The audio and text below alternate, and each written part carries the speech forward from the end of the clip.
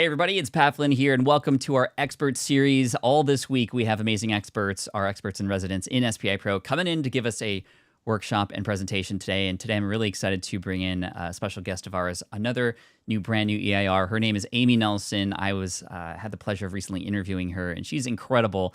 And we're going to talk today about a number of things, and I'll have her tell you what you're going to learn. But for now, let's just welcome her in the room. Amy, thanks for being here. Thanks so much for having me, Pat. Excited you're here. We have already over 100 people watching and many, many more who are going to watch the replay. How about a quick just introduction to who you are and what you do, Amy? Yes, so my name's Amy Nelson, and I'm the founder of The Riveter. It is a membership platform built to help women, particularly, learn storytelling to grow their businesses or careers. We are about 6 years old. I previously was an attorney, a litigator for a decade, and The Riveter started out before the pandemic as co-working spaces built for women who were pivoting into building their own businesses or practices. And I have had to learn the art of the pivot as well, given how the pandemic changed how we use in real life spaces. But love what we're doing with the Riveter. And we also have a 3-time weekly newsletter talking about storytelling. And it's a great community. It's definitely an incredible story of pivoting during a crazy time. Obviously, all of us experienced that craziness, but you especially, with having just opened an in-person co-working space and then having to take that and turn it into something amazing. TheRiveter.co is where everybody should check you out. And I know you have an interesting topic that we're going to learn about today. I think people see it in the title and the thumbnail. The idea of growing and building a business with less followers than we might think we need is often very intriguing. Why do you think, and I'm sure you're going to get into this a little bit, but I'll hand over the mic in just a sec, but why don't we need as many people as we think? So not many people need 10 million in an audience to sell the products or services they want to sell and build an incredibly successful business.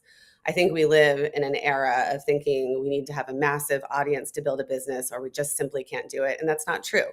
If you think about some of the best businesses in history, they were smaller businesses. You don't have to build an Amazon. You can build a really successful smaller business. And in tandem with that, you don't need as big of an audience. I also think it's just a great way to frame something so that we do begin. Sometimes when something is too big, we're afraid to even get started. But I think this is a great way to help us all reframe so that we can build what we want. Yeah, absolutely. 150 people in the room. I'm going to hand over the mic to you for about 20 minutes to talk and present. You have a presentation for us, which is going to be great. But just want to say hello to Tina. We got Catherine, Josh in the house. For Tested Travel, Digital Photo Mentor says we have to pivot big time because of COVID. Also, hopefully that worked out well for you too. Andrew in the house, Consult a Blind Guide, MJ, great. And we have a lot of team members here from SPI as well, Sandy and Kelsey and Ashley. So welcome in, everybody. I'm going to, if you're ready, I'm going to present your slides, and then I'll have you take it from here. You ready to go, Amy? Yes, I am. Sorry, I just had a quick moment where my kids' school called. My husband's out of town, so I'm having my mother call them back. Oh, are you good? No, I'm good. In addition to the Riveter, I have 4 little girls. This is real life here, right? So I got kids in school. This stuff kind of happens. So if you need to do something, feel free. But okay, cool. I'm good. Yep. Awesome. All right. Okay. I'm really excited to share this topic with all of you because, as Pat mentioned, I'm really passionate about it. And hopefully I can help all of you become passionate about it too. So you don't need 1 million followers to win. Thought leadership to drive revenue and connect with the right stakeholders. So today we will talk about what thought leadership is and why business owners need to build a thought leadership platform, how to build a growth-oriented thought leadership platform to drive revenue.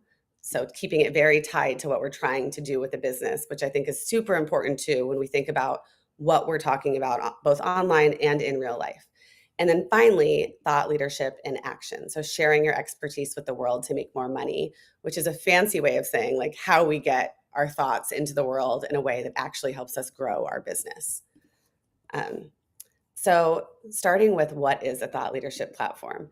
You have heard people call it a million different things, from thought leadership to your niche to your expertise.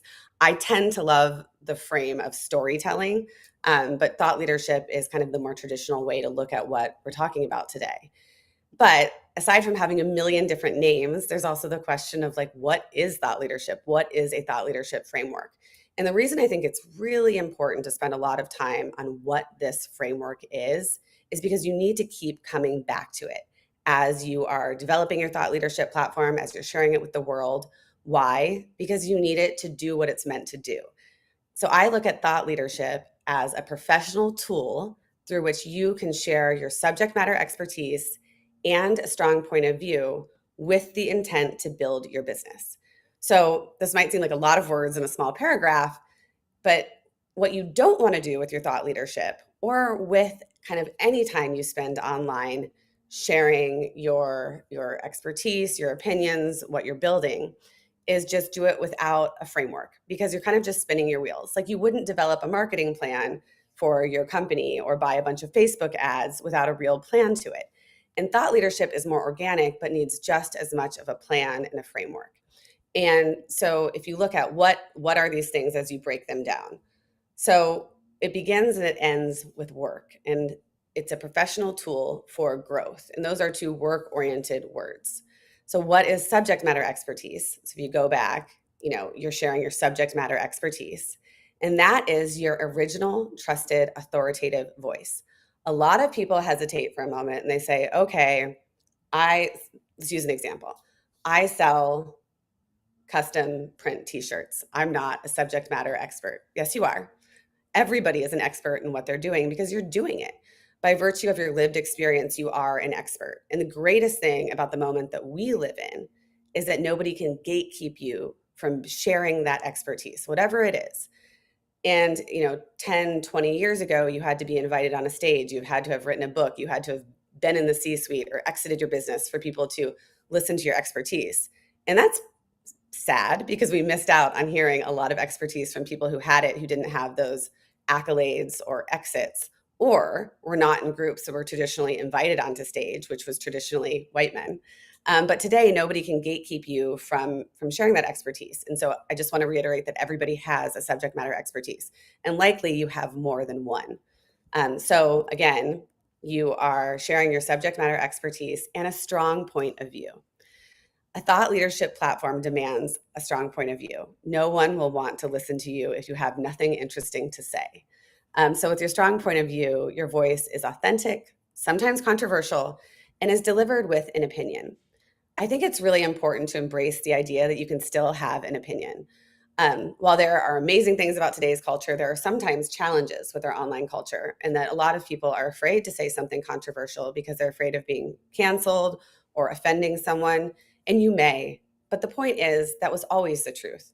Not everybody's going to love what you do. Not everyone's going to love what you have to sell. And not everybody is going to love your thought leadership platform. Obviously, you don't want to denigrate anyone or anything like that, but it's still okay to have an opinion and to share it with the world. And sometimes as you share these opinions with the world, you can say, this might not be a popular opinion, or I might be a contrarian here, but you do need a point of view.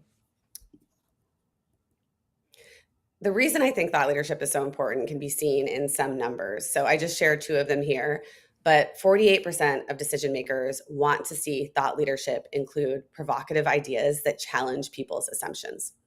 The other one is this, going back to this idea of embracing controversy. So embrace controversy. It gives you a platform. It is a teacher, a clarifier, and your friend, especially if you are trying to make change. And that is a quote from Gloria Felt, who is an entrepreneur and a change maker.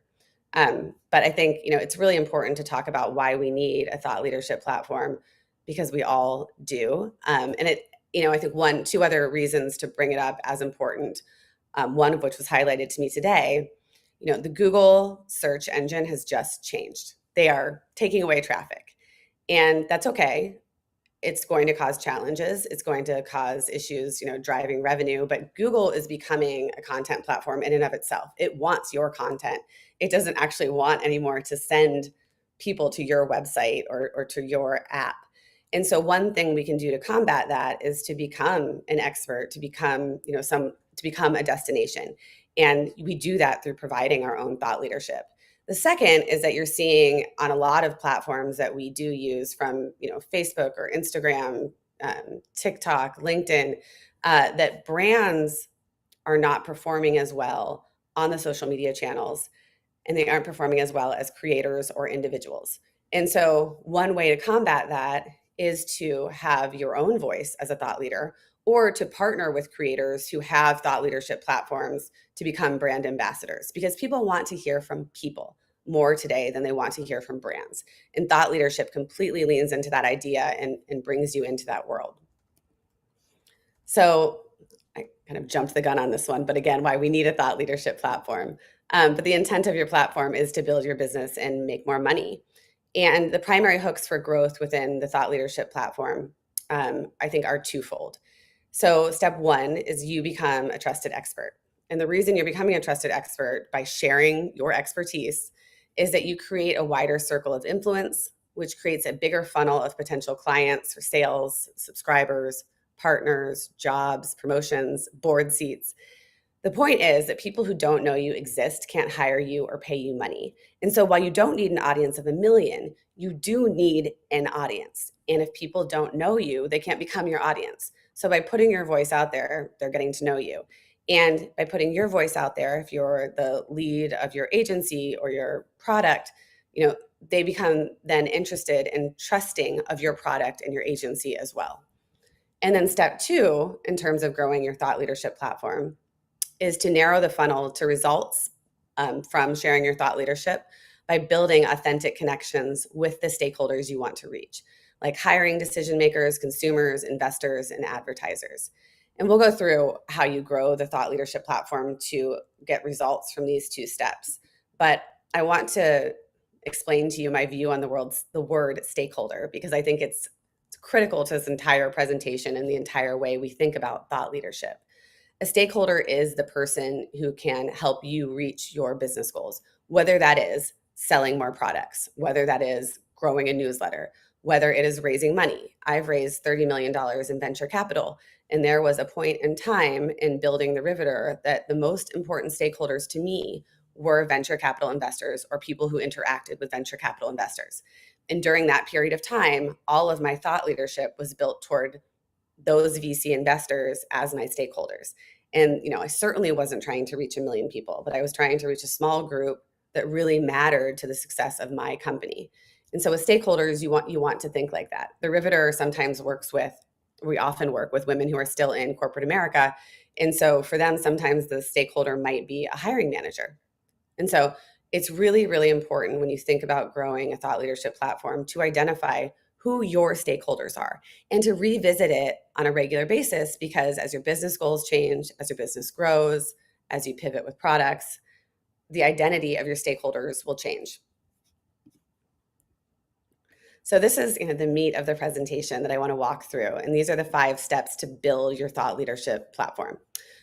So I look at this in a very I live by outlines and agendas. And this is my outline for building a thought leadership platform that you can really kind of fill in to get you started. So step 1 is your vision. And that is, what is the professional outcome that you want for you? So why are you doing this? And so the questions I ask under that bullet point for me are kind of, what do you want your business to look like in 1 year, in 5 years? And I would be really specific as you iron out your thought leadership platform.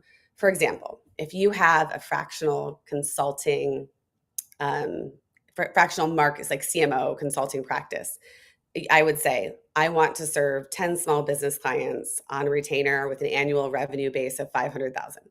And so to be very specific about what the professional outcome is that you want, because if you know what you want, you can build a roadmap to get there. And that's true when you're building a marketing plan based on data, but it's also true when you're building a thought leadership platform. The second bullet point under vision is to make a decision. So, and this is a big decision, and I think it could go one of either way. But do you want to have a personal brand as part of your thought leadership platform, or do you want to stick to the topic? Some people want to share part of their lives as their thought leadership platform. Some people don't. I do. As mentioned at the very beginning of this presentation, I have 4 little girls, and they are 9, 8, 6, and almost 5. And it's impossible to not have them constantly circling around my work and my life. So I bring them into my thought leadership platform, which I think in many ways has allowed people to connect to me more. But you don't have to do that. But the reason I say that you should think about it while you're building a platform is because I think it's good to make a decision early on as to what you want to do, because it helps you shape your platform and build it when you make that decision early on. The next piece under vision is an exercise that I think is really fun, and that is to pretend you're a journalist, writing a profile about you or your expertise 5 years from now. Write out the opening paragraph and the headline. And if this seems like something you wouldn't want to do at all, think about it in terms of like writing out your LinkedIn bio. What would you want it to read 5 years from now? And when you do these exercises, it's going to help you figure out what your vision is. What's the professional outcome that you want? Because you're doing it. You're writing out exactly where you want to be and who you want to be. And that's kind of the tenet of how you think about your thought leadership platform. It's all right there. These questions are meant to draw it out for you. The step two for how to build a growth oriented thought leadership platform to drive revenue is finding those stakeholders. So I addressed this earlier, but it really is a question of who do you need to connect with to reach the outcome you want, and what do they need to hear? And this is where we go back to the idea that you do not need 1 million followers to build a business that you want to build. Your target audience is who you need to connect with to reach the outcome you want. So who can help you reach your destination? Is it really just about sales, or is it about, like, if your business is selling into companies, who are the decision makers at the companies that you need to connect with? Are you looking to find people who control HR budgets? Are you looking to find people who control marketing budgets? That's the audience that you want to reach. And then the question becomes, well, what are the challenges this audience faces? What are they dealing with? What trends are they seeing? What are the big shifts that they're seeing? What are the knowledge gaps of people in that audience? How can you contribute in an interesting way to help them hear what they need to hear? Because if you start saying things that they feel they need to hear, they're going to trust you and they're going to keep coming back to you for answers. And eventually they might want to work with you or buy from you. Um, like, what are the timely trends happening in this industry? Just kind of thinking about all of those things. So identifying who your stakeholders are and what they need to hear is a really, really critical piece of this. And then I would brainstorm. How do you help your target audience connect with your vision, and what can you authentically teach them to earn their trust? So this is where you can sit down and brainstorm areas that are important to your business or your expertise. You can brainstorm how your personal or professional experiences tie back to the areas that are important that are happening in your industry. You could, future scope and think about, what do you think are things that are changing in your industry that will be better, that will be worse? Do you have a connection to them? Are you willing to make predictions and stake out bets in your industry? And what will keep evolving and changing that's relevant to your industry or expertise?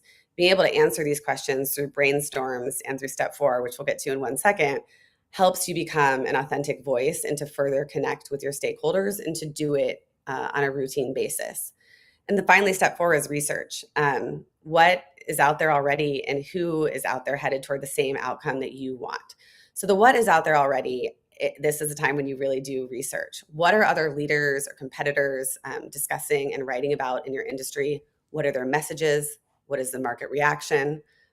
You can look at white papers. You probably feel like I'm sending you back to high school or college, and in a way I am, but that's the fun part about building a thought leadership platform. So, and this is also market research, right? This is helpful to the business just for you, but it's also helpful in building a thought leadership platform. You could look at policy issues if they're relevant to your industry. And then if you're finding out what is out there already, you can also say who's talking about it. And that's where you kind of do research into social media to see what social media thought leaders are talking about, who is talking about this on LinkedIn. And you can find that through researching hashtags. LinkedIn has a great search bar where you could go in there and say who's talking about newsletter growth. And LinkedIn will tell you who's talking about newsletter growth. Or what hashtags are relevant. And so that's a great way to find out what the conversation is today on social media about your area of expertise, and to keep going and to continually refresh your own content and ideas for you to talk leadership to reach your stakeholders. And then finally, there is the delivery methods. So after you've identified your thought leadership platform, after you've figured out what your vision is, who your target audience is, how you can meaningfully add to the conversation, and what the conversation is as it exists today, and who are the leaders people are currently listening to, Then you can figure out how you want to deliver your thought leadership. It doesn't always have to be on social media, although I focus on that a lot. And that is really where I share my thought leadership platform. There are so many different ways to share thought leadership to drive business and to drive revenue. It can be through longer content like white papers, blog posts, newsletters, all of which, of course, as you all know, can be redelivered and repurposed into social media posts. It could be in the form of webinars. I do a lot of webinars, and webinars are great. And again, can also be repurposed into additional written thought leadership via newsletters or social media posts. You could do educational video series, and there's always going to conferences and summits. There's being a guest on podcast or building your own podcast around your area of expertise. And then case studies. Case studies are an amazing way to share your area of expertise and very specifically show what you do and how you can help people. If we go back to the t-shirt example, you print custom t-shirts. A great case study would be to share on LinkedIn how you had a 1,000-person youth summit come to you 1 week before a conference, and they needed these amazing, beautiful custom t-shirts that were impossible to print, but because you're so amazing at what you do and know how to do it really efficiently, you were able to pull it off. And you could share a case study of that with a few bullet points and some pictures, and that's an amazing post that will reach people who are interested in business building, who are interested in buying your products. And people will keep you in mind then when they encounter a massive critical need for a rush t-shirt order. But those are great ways to think about how you deliver your thought leadership platform beyond just posting on social media. And again, if you look at all the examples I showed, a lot of these are things that are longer form content or alternative forms of content that can then be reshared on social media. And as always, the goal is to repurpose content as much as you can to share your thought leadership with the world. And I put this on the side because a lot of times when I talk to people about using thought leadership to build their business, they're like, that sounds great, but I can't be a full-time thought leader. I have a business to build. And I completely understand that. And I'm in the same boat. And so, I put a breakdown on here that might be helpful to you in terms of thinking about how much time you could spend on thought leadership to grow your business. And here I've boiled it down to about an hour a day with 20 minutes each on the weekends. And I think that's a really, really valuable use of time because it's sales, it's marketing, it's the stuff that we all need to grow our businesses and our communities. And so that is kind of the 101 on what a thought leadership platform is, how to think about it from the beginning, how to build it out, and then how to share it with the world. Amy, that was such an amazing overview. And you're right, that is the 101. I know that inside of SPA Pro, you're going to go even deeper on a lot of this kind of stuff. And we're having conversations about this all the time. But for those especially who are starting out, the idea of being a thought leader sounds very intimidating, right? And this idea of your platform. When we hear platform, we often think of, is it YouTube? Is it TikTok? Is it Instagram? But really, platform is like you said, your voice and what you're about and the sticky or spicy opinions that you might have. How do you create those? And since we're putting them out there, when we create like an opinion about something, we know that we're going to create potentially an opposing view to it. Do you have any tips for a person who might be a little scared to sort of ruffle feathers or upset a certain party, even though they might believe something? How do you navigate that? Yeah, so I think there's two steps to it. I encourage people to be controversial and have an opinion, but within their area of expertise. So if you're like, I wouldn't suggest, I'm talking about like within your thought leadership platform. So if your area of expertise is marketing, I wouldn't all of a sudden start posting, your most controversial opinions on politics. But when something controversial happens or timely happens that relates back to what you do, I think it's okay to comment on it and just tell yourself, not everyone's going to agree with me. And what I do is I don't respond to kind of the banter in the comments, the back and forth. Like if people say things incredibly rude or it's a terrible opinion, I disagree with you, I don't respond. There's no need to. You don't have to respond to everything. That's not your job. And it won't help me. I'm not going to win them, right? And so it's not going to help me build my business. So I just kind of let that comment stay and move on. Do you have an example of a position that maybe you have or one of your clients has that has, quite of a strong position in the space that they're in? Well, I just, kind of took something that could be seen as a controversial stance to some audiences. So there, Harrison Butker just delivered the NFL, Kansas City NFL kicker, for the Chiefs, just delivered a graduation speech, and a lot of people saw it. A lot of people in America loved the graduation speech, and he said something though that a lot of America thought was very bad. He said, that he congratulated the women on graduating from college, but said, "I'm sure um, that they're most looking forward and their best vocation will be as a wife and a mother." And I know that some of my audience loves what he says, and I know that some of my audience hates what he says. I did not like what he said, and so I decided to say something about it, in the framework of like what is thought, because this was his storytelling, right, which is Yeah. thought leadership. And so I said something about it in our newsletter, and I used it for social media too. Um, and I had some people who absolutely hated what I said, and some people who thought it was great. And I had some newsletter unsubscribes, and I had more newsletter subscribes, right? It's just kind of this, you're going to ebb and flow with things. Yeah, that's great. And I think part of being a thought leader is in fact responding to what other people say, like you said, within the framework of what it is you're teaching, not because you're angry with them or you want to put them down. It's like, okay, that's this person's point of view. Here's mine. And here's, if you believe in what I'm talking about, here's more proof and here's where this is all coming from. So you can stand more with me on this side or stand with them on that side. But at least we're having this conversation about it. I think it can be approached in that way. And oftentimes we we probably see a lot of the not so great parts of social media because that is what actually gets fed and shared to us. But I think there is a graceful and more professional way to do this. There was a great question in here, and I do want to talk about SPI Pro a little bit and what people can look forward to seeing from you in there. But there's a great question here. I'm going to see if I can pop it up on the screen. Oh, it kind of works. Okay, Maddie says, how would you go about being a thought leader in a space that's not a technical vertical like entrepreneurship, like entertainment or pop culture? I'm building a biz around the podcast, not a podcast to support a biz, but something more on the entertainment side of things. Can a person still have thought leadership in a vertical like that? Yes, absolutely. Right. Like that. I mean, that's super exciting. And I would love to follow a thought leader on that front. You can, I mean, I would just really stake out the position and say, like, I'm an expert on pop culture and what's happening.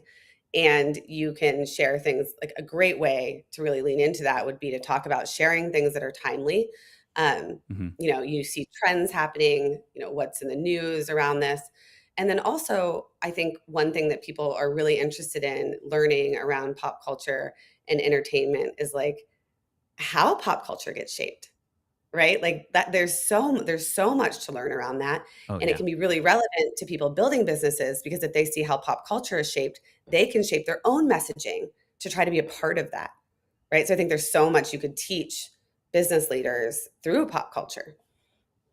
For sure. I mean, I'm reminded of a few things that are happening in the world right now. There's the whole um, Kendrick versus Drake rap battle thing that's happening right now, and a lot of people are stepping up to share their opinions about that, and that Yeah. is, in fact, entertainment. I caught wind of a account on Twitter of a person who, and they just, I don't know how they got me. They're really hooky, but it was really cool because they're a fashion person, but they're taking from pop culture and saying, hey, this is why basketball players, when they enter the stadium, wear this, and this is what it says. And he just said all this history. It was all based on pop culture, but it was within the frame of fashion, for example. But I also think that you could have a spicy opinion about pop culture and the way that you think. I mean, a lot of pop culture is just emotion and being human and like the trials and errors around a lot of that stuff. And you can have your own opinions on those things too. And over time, as long as you don't keep switching and just playing for the winning team, I think this is another part of it where a lot of people get it wrong is just like we switch teams because we just want to be favorable all the time. I know I Yeah. caught myself doing that a long time ago too because I wanted to be liked by everybody. But when you have a stance on something, you can now see more people standing with you. So that is a great question. So I love that. I do want to talk about SPI Pro a little bit. For those of you who don't know, SPI Pro is our very first community that was launched in 2020, and it houses some incredible entrepreneurs. And now we have this thing called the Expert in Residence program. And I think we now have 8 experts in residence, perhaps even 9, I think, of people with different backgrounds, different expertise who come in, just like Amy. Amy's one of our brand new experts in residence who can come in with their forte, their specific thought leadership, and add some value to those who are indeed members of the entrepreneurial community.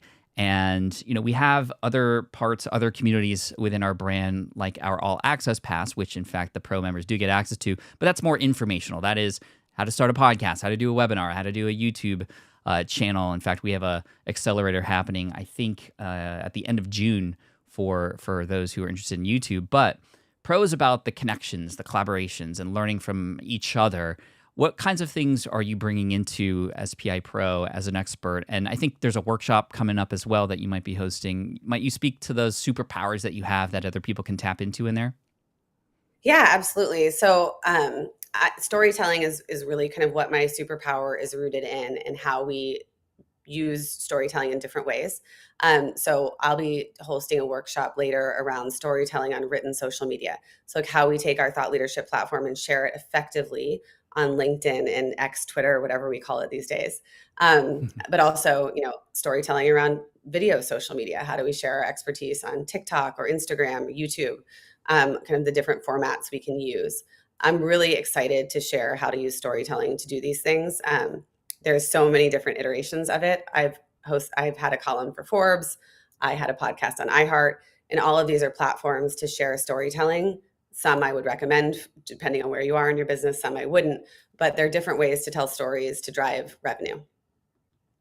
What is your definition of a great story? I know that there's a lot of thought leaders in the world of just storytelling, like Donald Miller and Story Brand, where his positioning is like, okay, you are not the hero, your client is the hero, and you share that in the sort of hero's journey format. Do you adopt a similar strategy when storytelling, or what's your approach if you're working with a client, a woman of yours who's like, I got a message to share, but I don't know how to frame it. I don't know how to tell that story. I could figure out where to tell it, but where do I even begin? Might you tease us a little bit about kind of your approach to that? Yeah, so I do believe in a variation of the hero's journey, because the hero's journey is a tale as old as time. For sure. It's every epic story is a hero's journey, but sometimes it is hard to fit a hero's journey into smaller bite-sized ideas of thought leadership. Mm-hmm. I think that, and I think it's probably lends itself to working with solopreneurs or smaller businesses, agencies, or people in the middle of the pivot, is that, you in some way have to step in and be the hero that your clients or buyers can identify with. I think that's really important in today's world. We want to identify with the voices we're hearing. And so I think you have to put yourself in a little bit of the hero's journey to make it work, but also bring people in a way that they can identify with you. And so I look at it and I look at posts in different ways. I think with thought leadership, you can share your story as one that is educational. I'm going to help you figure something out, or I'm going to help you solve a problem, or kind of more feeling. I'm going to have you feel something and make you feel something, whether that's an emotion that ties to the product I'm selling you or the brand, or that helps you tie to me so that you start to trust me, and eventually we build a relationship where you're going to want to buy something from me. Mm. Yeah, that's good. By the way, in case any of you are interested in applying to SPI Pro, smartpassiveincome.com/day1. This is day 1 in our webinar week where we have these amazing experts. Tomorrow we have Nasheen Chen, who's going to talk about public speaking. And, when you combine what Amy's talked about today with the ability to then comfortably express those things and share on stage, both online and offline, I mean, this is a powerhouse combo here. So definitely come back tomorrow, and smartpassiveincome.com/day1 is where you can apply. We ask you just a few questions to make sure it's the right fit for you, and we don't want to waste your time either. And of course, the All Access Pass is available to anybody as well if you want to learn those more specifics. But I do want to talk a little bit more, because I think that storytelling is in fact going to be one of the, if not the most important skill any person can have moving forward.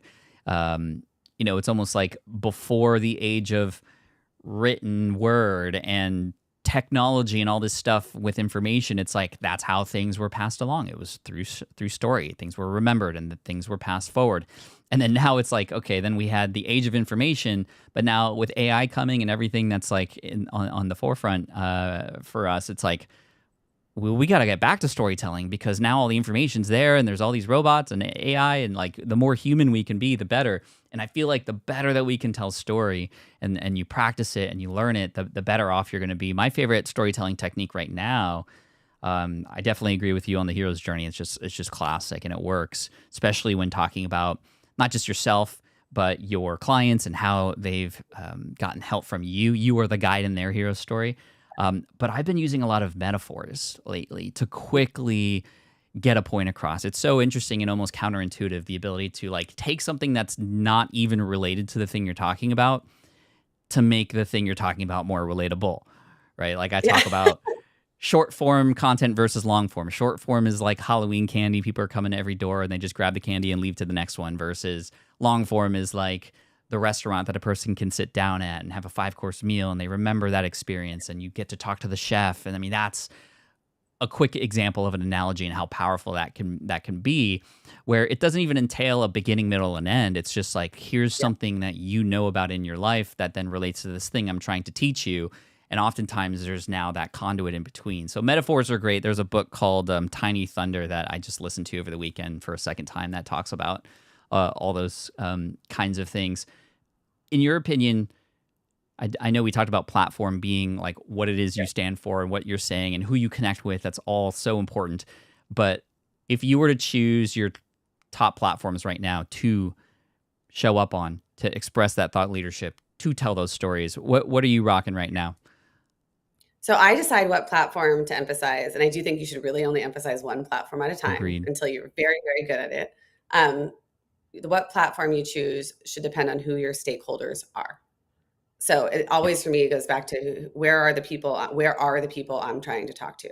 So right now I'm emphasizing LinkedIn, which might seem strange because if you look at my followers, I have like 14,000 followers on LinkedIn, but I have 200,000 on TikTok and 90,000 on Instagram. It's like, why am I focused on LinkedIn? Because right now, as the Riveter really dives into storytelling, we are working with a lot of women who are building businesses and also helping companies teach their employees to be brand ambassadors through thought leadership.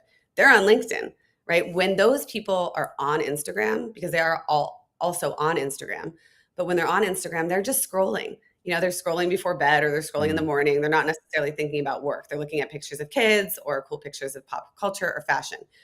But when they're on LinkedIn, they're thinking about work. And I want to talk to them when they're thinking about work.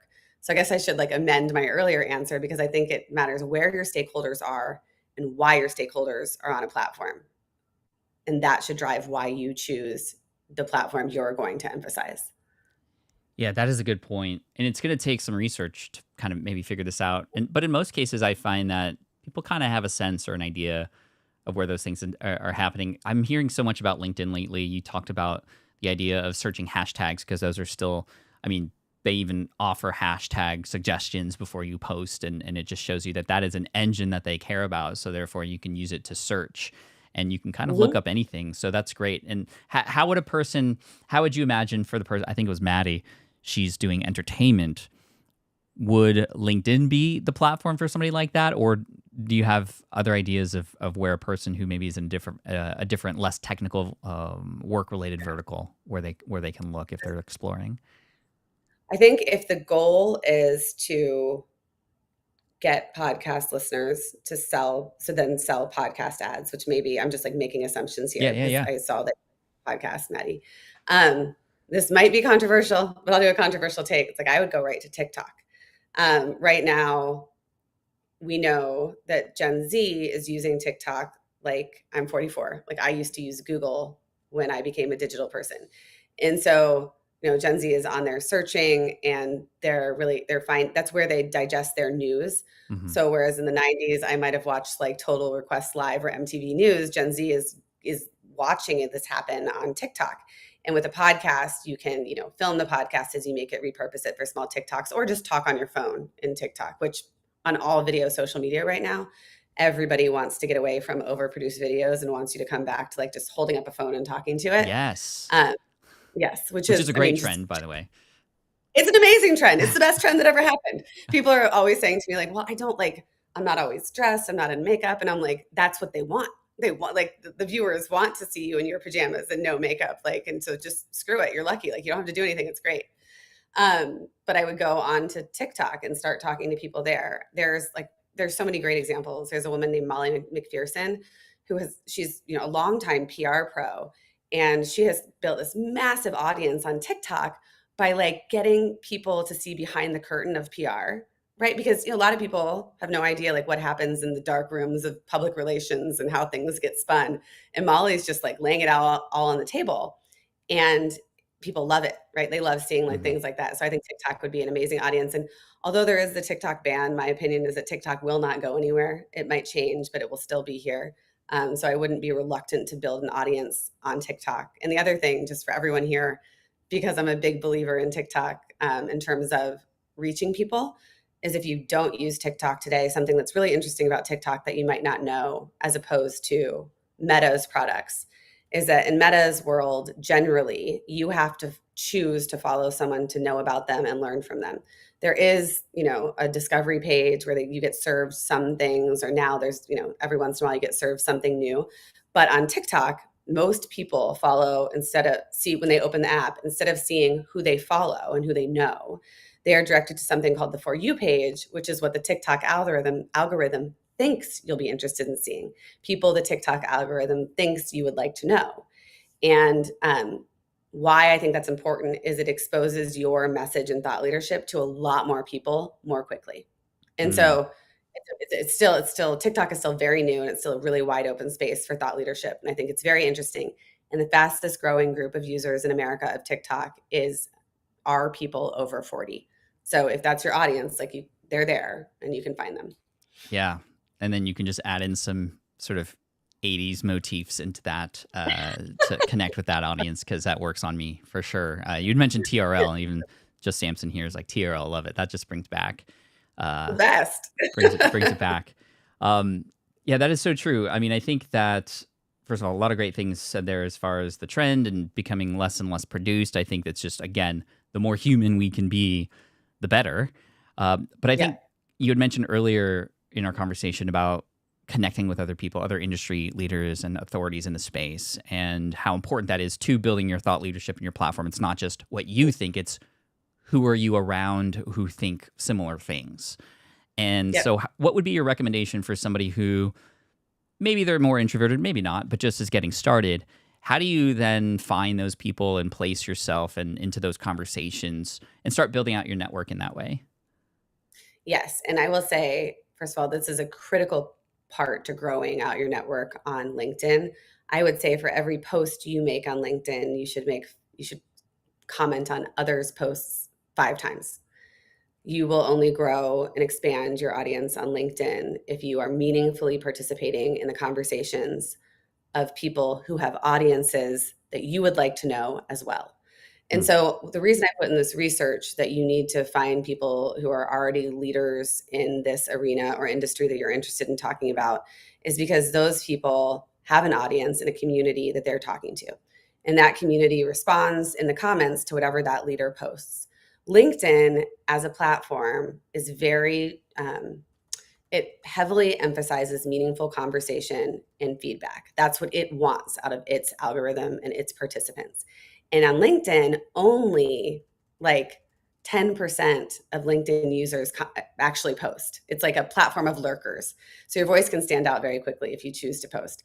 But if you comment in the comment section of someone who's a leader on your thought topic, the same people will repeatedly see your voice if you comment over and over again. And it's not creepy or weird to comment on everything they post. But their audience is going to see what you're saying. And eventually they might say, I like what this person has to say. I'm going to connect with them. And the way the LinkedIn algorithm works too is that some of your content might be shown to this like audience as well as you begin to comment and interact. The mm, most important thing, you identify these 10 people, and I'll revisit that in 1 second, is that when you comment, you don't just say awesome or great idea, exclamation mark, like say something meaningful. You don't have to like say the world's smartest thing, but you could say like, I think this is a really interesting comment. I had the same thing happen, and then give an anecdote, or that's an interesting thought, but I had a question, like just something meaningful. You don't have to spend forever thinking about it, but something weighty and meaningful. And in terms of identifying those people, as I mentioned, you can search in the LinkedIn search bar, you can search for hashtags and see who are the voices that come up. But one thing I recommend within that, and this gets a little bit harder and might take a little bit more time and a little bit more like broadly Googling people. But I would, in terms, if growth on LinkedIn is something that you're interested in, and for me, I want to reiterate like growth in terms of speaking to your stakeholders so you can make more money.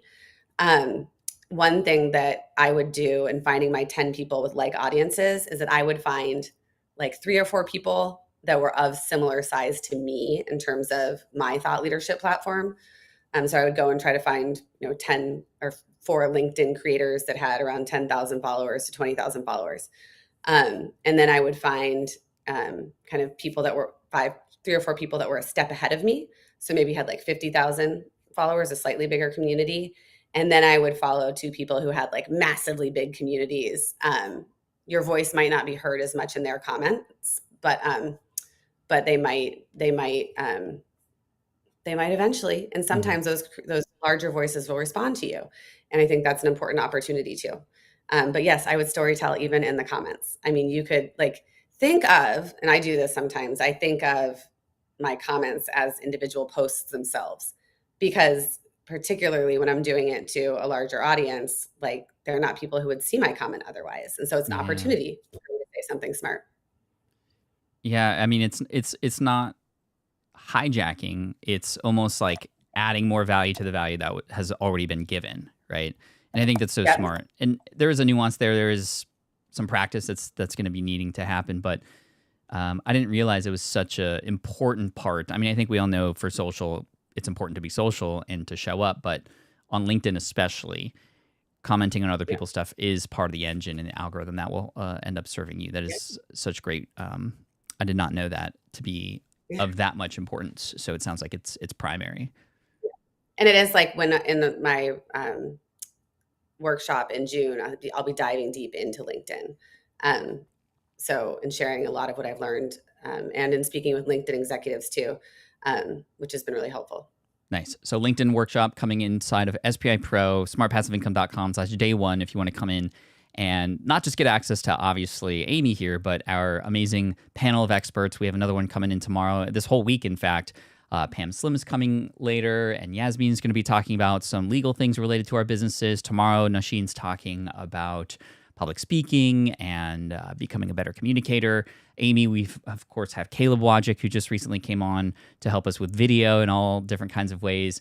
Myself, Matt, Jason Pfeiffer, Terry Rice. We have just such an amazing group of people who are here to help you as well. So definitely get in and apply if you can. Speaking of finding other people and collaborating with them, SPI Pro is built for that. It's not just a content farm. It's literally a place to connect and meet other people like you, to get and share ideas. You're more likely to succeed when you do it with other people, and we wanted to build a safe space for that. Yeah.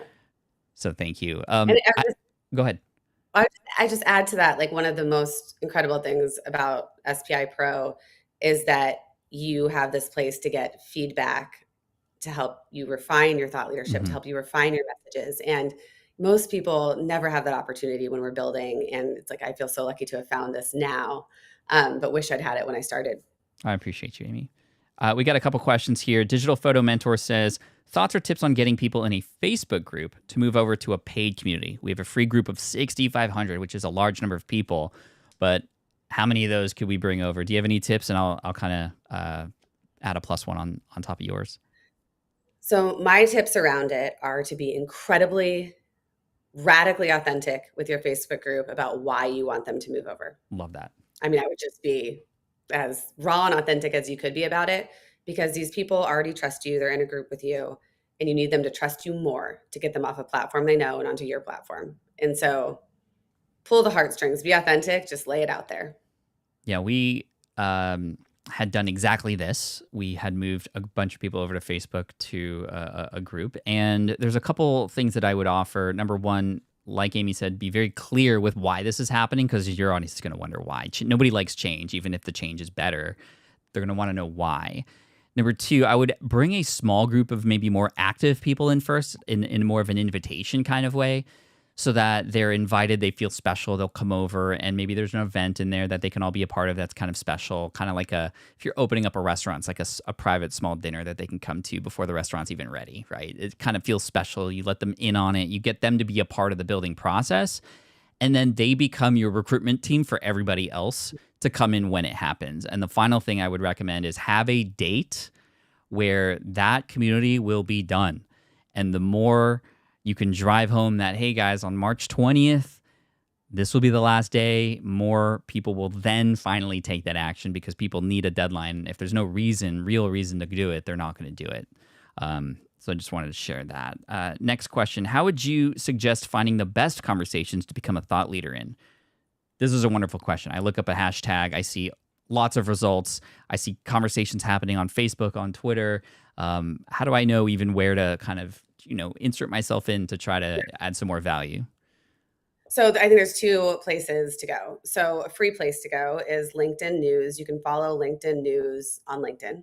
And they curate topics that are trending, that are newsworthy, that are happening on LinkedIn, and will point you to big conversations that are happening. You might find absolutely nothing that's relevant to your area of thought leadership, or you might find something.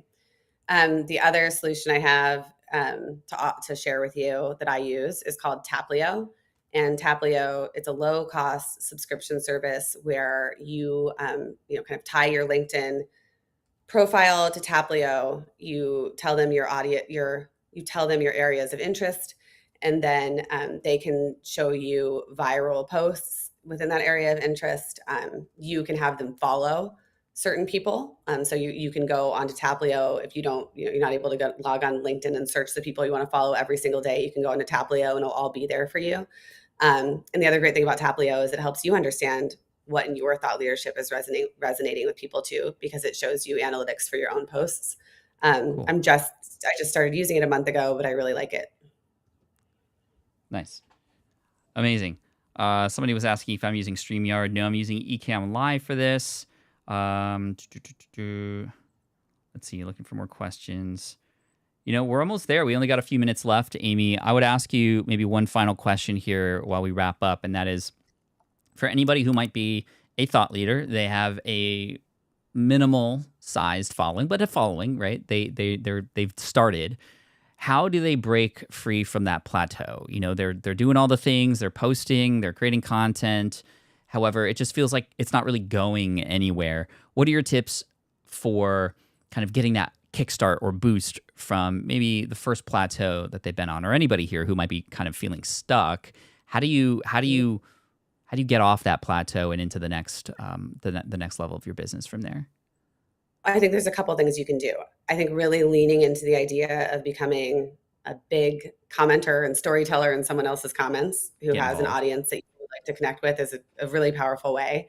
Because again, like a lot of these platforms aren't serving your content to people that don't know you. So people can't follow you if they don't know you. So go introduce yourself in somebody else's comments.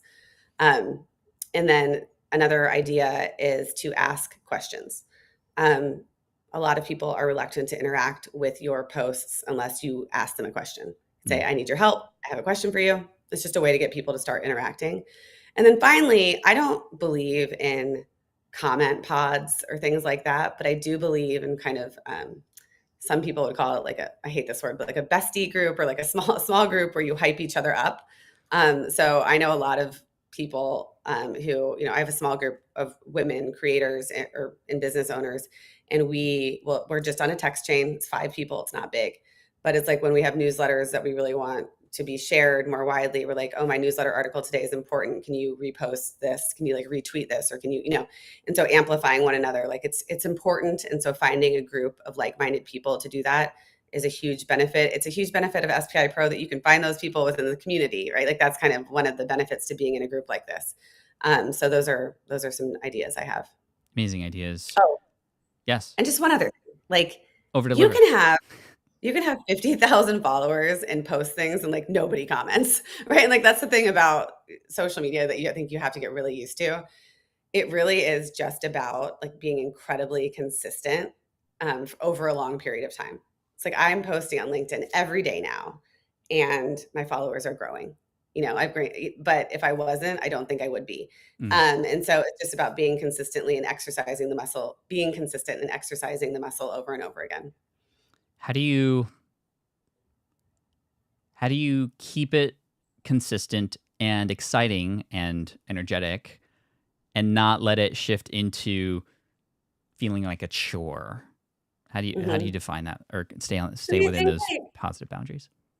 sometimes it does feel like a chore. And if it Okay. does feel like a chore, I try to like do something really quick. But the way that I keep it interesting and fresh is that I very much treat storytelling on social media as part of my growth engine. It's part of my job, it's part of sales. And so that, I set aside like an hour at the beginning of the week to plan my posts for the week. And then if you use something like Taplio, or you can actually schedule your posts on LinkedIn itself, you could just put all your posts up, schedule them, and then you set it and forget it. But I wouldn't recommend setting and forgetting LinkedIn altogether because I think you should go and engage in other people's comments. Hmm. But sometimes just batching it all together because you might not feel inspired to do it every day can be really helpful. And then if you have additional posts you want to make, go for it if you're feeling more inspired throughout the Yeah. week. But Good putting it call. all together makes it easier. I appreciate that, Amy. We have one more question coming in from Becoming Resources who says, any tips for breaking into coaching and project management and getting your business out there as a thought leader, as a unique and in a very unique and saturated world? You have a business, you're a thought leader, but it's very saturated. What's your method of starting, to get clients from there? Yeah, I think you have to ask like why your voice is different or why you provide a different perspective because everybody does, right? Everybody brings something different to it. Yeah. And so like what about your lived experience or the methods of which you go about something? Like what makes you different? And then just highlight the hell out of the thing that makes you different. Heck yeah. So it's like this. So I have four little girls and I mentioned this, but like I've raised a lot in venture capital. Women only raise 2% of all VC dollars that are invested in founders. And so I raised the money for VC while I was pregnant mostly. And that made me this like rare breed of, something people were like, how did that happen? And for a long time, people trusted me to help them fundraise because I did it while I was pregnant. Like it really has nothing to do with my success that I did it while I was pregnant, but like that differentiated me. So I leaned into it. It's like whatever it is the thing that can make you different, lean into it. Being pregnant didn't make me better at raising money, but it made women who were pregnant, had been pregnant, or thought about being pregnant think it made them identify with me. So they Mm. identified me with a human, and then I was able to teach them my expertise. Yeah, I love that. When I started my business in '08, I didn't realize how much just, leaning into the fact that I was, a father just trying to survive and a layoff. And, I was a family man. I wasn't like Tim Ferriss or living on a beach doing a laptop lifestyle. I was just like, I'm just here to survive. And people really resonated with that. So I leaned into it. And I even, made that a part of my marketing message in the beginning. My Lamborghini is a 2012 Toyota Sienna soccer mom van. Yeah, Like, check out my Lambo, yeah, guys. Like, and you just kind of lean into that. It's part of your brand, part of your culture, and people begin to remember that they talk about it. It does take practice, and that's why SPI Pro is here to help you practice, to give you feedback, to get you connected with the right people. And you have amazing people like Amy inside of SPI Pro to lend their expertise here. And we got another great conversation tomorrow with Nashin Chen, who's going to help you become a better communicator. But until then, I just want to say thank you, Amy. Everybody check out theriveter.co. And of course, SPI Pro, come join, and you'll be in time for Amy's workshop, as well as some amazing things that are happening inside of the All Access Pass coming up that you'll also get access to as a pro member too. Amy, anywhere else? Where can we go connect with you? Would it be LinkedIn, or what would be preferred from people for people from here? yes. So on LinkedIn, you can just type in Amy Nelson, the Riveter, and I'll pop up.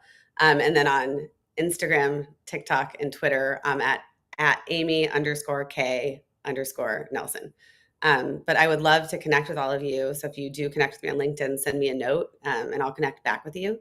And I look forward to seeing your thought leadership. Amazing, Amy. Thank you so much for your time and your expertise. You're amazing. Thank you. Bye, everybody.